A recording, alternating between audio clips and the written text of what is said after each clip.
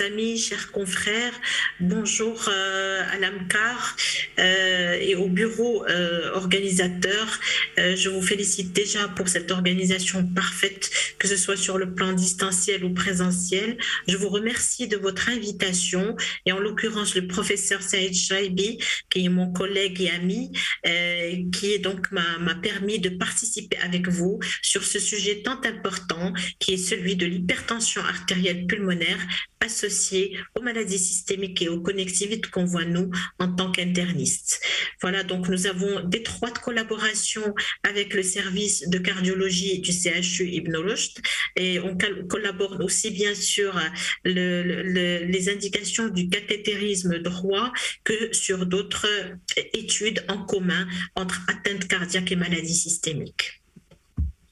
Donc, l'hypertension artérielle pulmonaire, comme vous le savez tous, c'est une complication grave, rare certes au niveau des connectivites, notamment au niveau de certaines maladies et dont le chef de file est bien sûr la sclérodermie systémique, qui résulte d'une atteinte donc primitive des artérioles pulmonaires avec augmentation de la pression de l'artère pulmonaire avec toutes ses conséquences au niveau de l'asthénie, de la fatigue, du syndrome édémateux et des graves complications qu'ont les malades et surtout les difficultés d'accès au traitement, et ça j'y insiste beaucoup. Au niveau des autres maladies systémiques, il y a aussi quelques cas qu'on va présenter de lupus érythémateux systémique comme étant la deuxième connectivité après la sclérodermie systémique, à peu près 2% des lupiques. À savoir que nous ne cherchons pas de manière systématique chez tous les lupiques des hypertensions pulmonaires, sauf s'il y a bien sûr des signes cliniques orientant vers cette manifestation.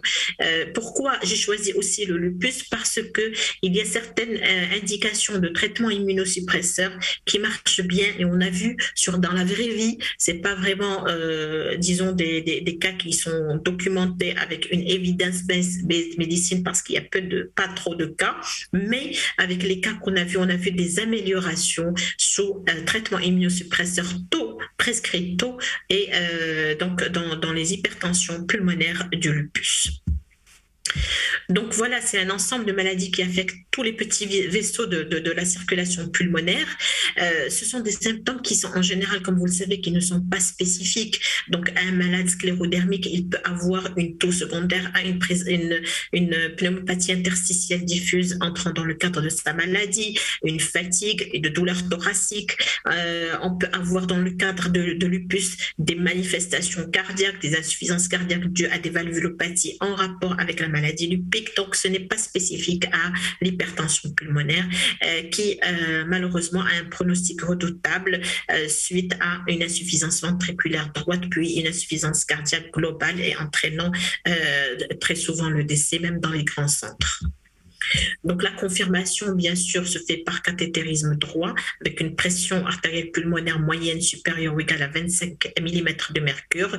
Et donc nous insistons à ce que tous nos malades soient cathétérisés, surtout ceux qui ont des signes prémonitoires, disons, de complications vers l'hypertension pulmonaire. Donc, par ailleurs, cette hypertension artérielle pulmonaire va entraîner vraiment cette réduction de la lumière de l'artère pulmonaire avec une fibrose intimale, une prolifération endothéliale importante, surtout dans les cas, par exemple, de sclérodermie, avec un épaississement de la média. Et donc, tout ceci, toutes les alternatives thérapeutiques vont se diriger justement vers ces modifications physiopathologiques. Donc, une étude rapidement qui a été faite entre 2015 et 2020 au service de médecine interne du CHU Ibn Rushd a relaté une série qui est pas mal importante de 120 cas de sclérodermie systémique avec une trentaine de cas d'hypertension pulmonaire sur un suivi de 10 ans. Et pour les lupus, on a eu quand même une série beaucoup plus importante parce que la maladie est plus fréquente que la sclérodermie et on a observé 4 cas qui étaient assez graves donc d'hypertension pulmonaire secondaire au lupus selon les critères de SLIC 2012, donc les critères internationaux. Bien sûr, l'échographie l'échocardiographie a été faite systématiquement. Le cathétérisme cardiaque droit a été fait dans la plupart des cas de ces malades, notamment les cas de sclérodermie. Pas les 30 cas, mais on a eu une bonne dizaine de cas bien documentés avec cathétérisme droit parce qu'il y avait justement des problèmes au niveau technique et au niveau surtout de la disponibilité de cathéter au début. Maintenant, le problème a été réglé et depuis à peu près un an à un an et demi, ça commence à se faire de manière plus, disons, plus rapide. Bien sûr, on a exclu les autres causes d'hypertension pulmonaire avec le bilan, à savoir bilan thoracique, scintigraphie pulmonaire, sérologie VIH, la spirométrie, etc. Donc, toutes ces complications étaient retrouvées chez des femmes, sachant que ces maladies systémiques et ces connectivites sont fréquentes chez la femme de manière générale, avec un âge moyen jeune, comme vous voyez, d'une trentaine d'années. Et le diagnostic d'évolution vers l'hypertension pulmonaire a été fait après entre 8 et 10 ans. Après le diagnostic de la maladie, en général avec des extrêmes de 7 à 14 ans. Donc l'hypertension artérielle pulmonaire survient très souvent bien après l'installation de la maladie systémique, notamment la sclérodermie ou le lupus. La dyspnée a été le maître symptôme, donc avec l'asthénie.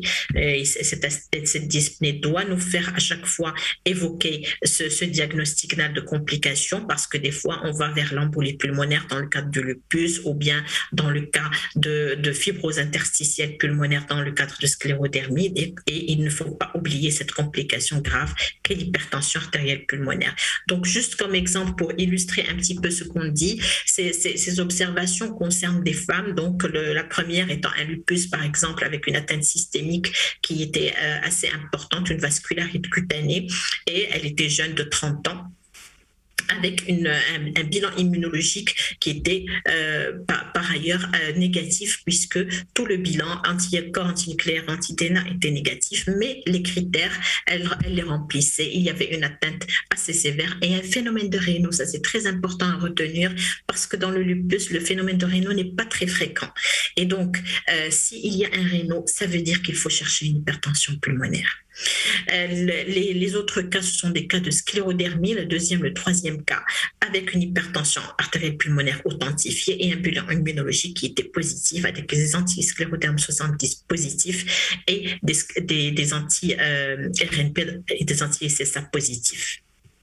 Dans la troisième et la quatrième observation, c'était des sclérodermies également, mais associées à un lupus, et on le voit pas mal aussi, c'est ce qu'on appelle des connectivites intriquées, avec des signes de sclérodermie et des signes de lupus. On a trouvé des hypertensions artérielles pulmonaires dans ces deux derniers cas, avec une atteinte rénale associée lupique dans le quatrième cas, et des anticorps anti-DNA positifs et anti-scléroderme 70 positifs dans les deux cas. Donc dans le premier cas du lupus, regardez, les pressions artérielles pulmonaires sont très élevées, entre 66 mm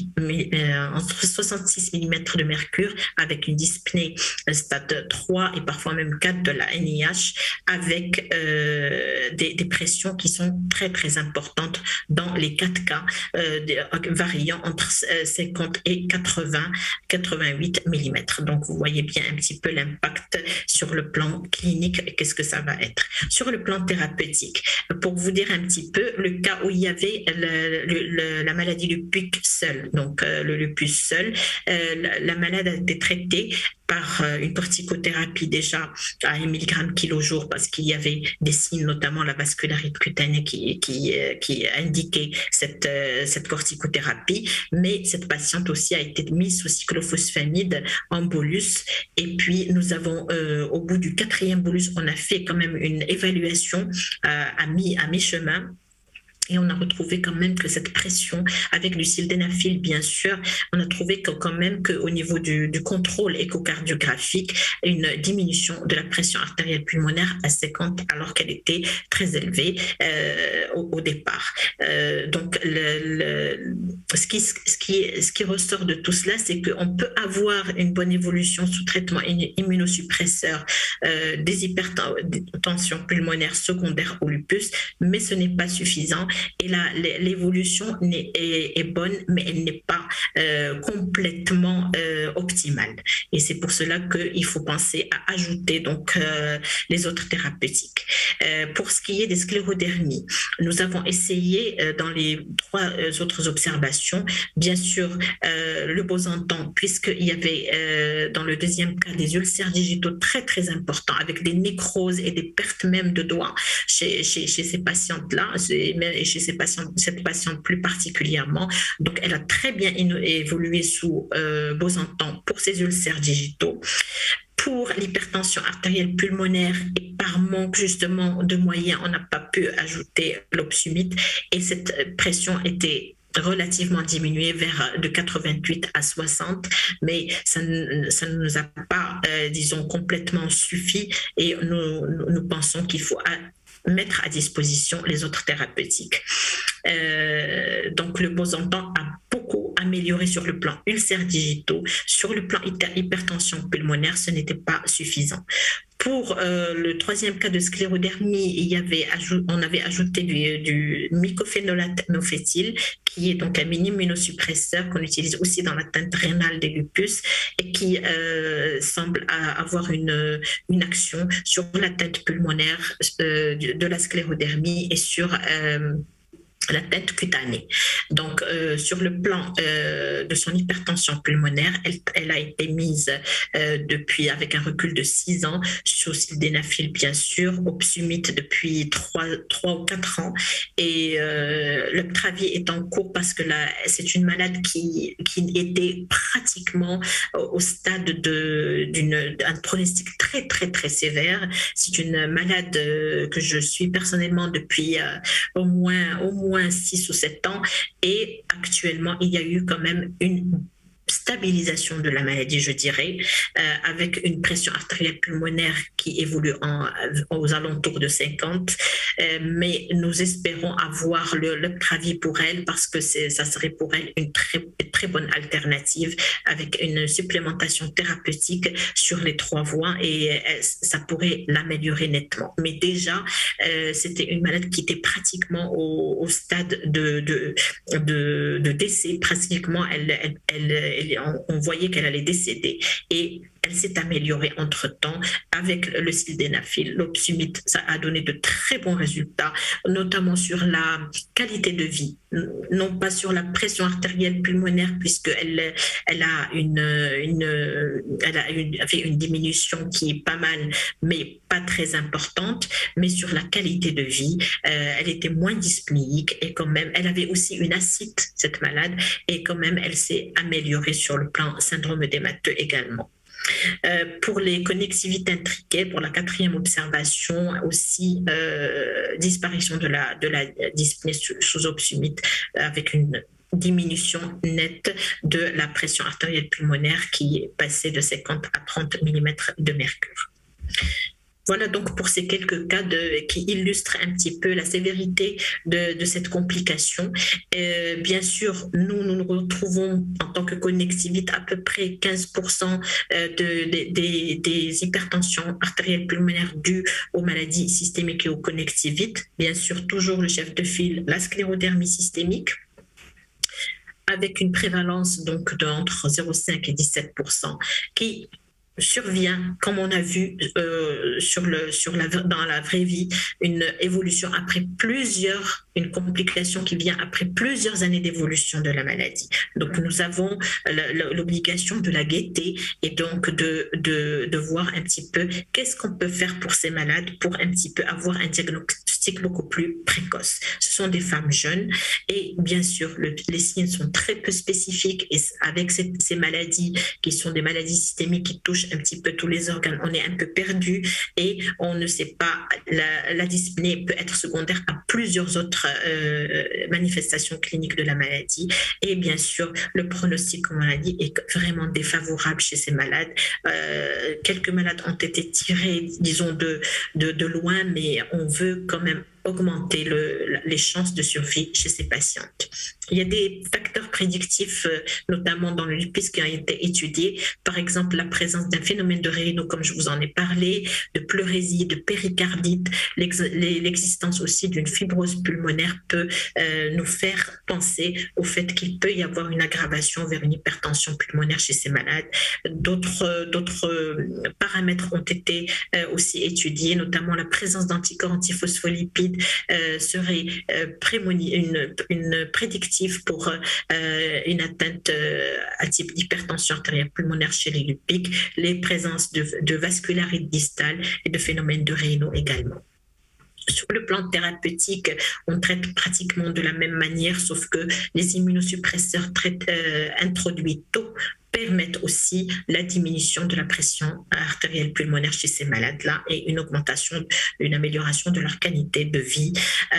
Bien sûr, tout dépendant des classes, donc des classes entre associations opposantes, sildenafil ou tadalafil, embrisantant, sildenafil ou tadalafil, et bien sûr avec le ciblage donc des 3 voies de physiopathologiques de l'hypertension artérielle pulmonaire, qui sont bien sûr sur le plan thérapeutique, la voie de l'endothéline, la voie du monoxyde d'azote, des prostacyclines.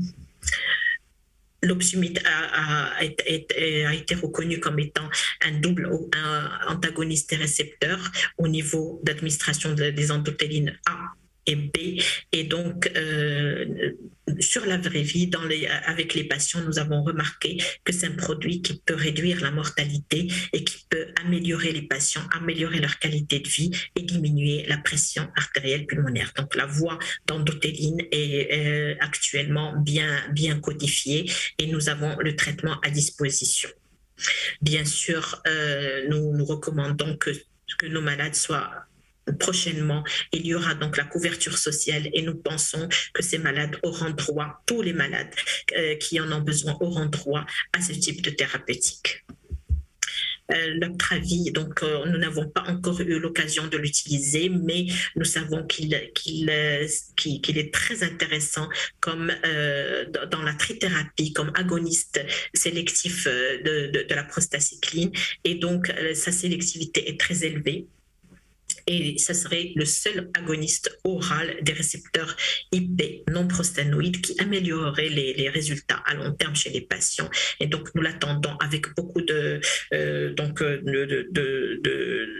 succès parce que nous en attendons beaucoup de succès par rapport aux malades et nous pensons que c'est un produit au même titre que les autres qui doit être remboursé par la sécurité sociale, qui doit être disponible pour tous nos malades pour améliorer justement leur qualité de vie et diminuer la pression artérielle pulmonaire. Donc l'indication, elle a été donc reconnue comme un traitement d'hypertension artérielle pulmonaire chez les patients ayant une limitation fonctionnelle classe 3-4 de l'ANIH. Donc l'indication est là, elle est reconnue et nous attendons donc que ce produit voit le jour chez nos malades.